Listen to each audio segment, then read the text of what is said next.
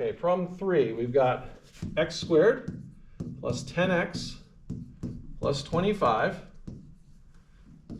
over x squared minus 25 times x minus 5 over x plus 5.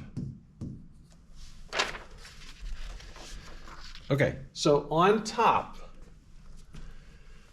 x squared plus 10x plus 25. There's a couple ways we can do it. Again, it's a quadratic where a is 1. So I can find the pair of factors that multiplies to positive 25 and adds to 10. So that would be positive 5 times positive 5. So we could write it as x plus 5 times x plus 5. The other is to realize that it is a perfect square trinomial, so it would factor to x plus 5 squared. Now for this type of problem, it's nice to expand it so we can cancel out nice and easy. If you write the x plus 5 squared, you might still get that, okay, you're canceling one of those x plus 5s out, but it doesn't quite show it as well.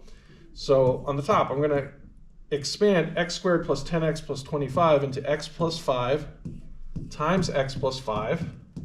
And then we're going to multiply across times x minus 5.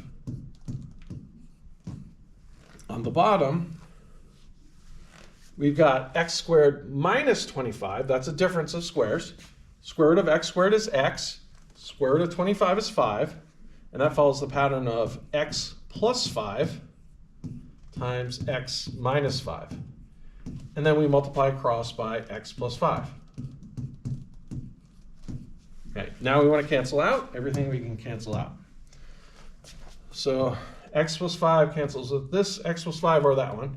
X minus 5 cancels with this x minus 5, and this x plus 5 cancels with the remaining x plus 5. So we canceled everything out. So essentially, we have 1 on top divided by 1 on the bottom, which is equal to 1.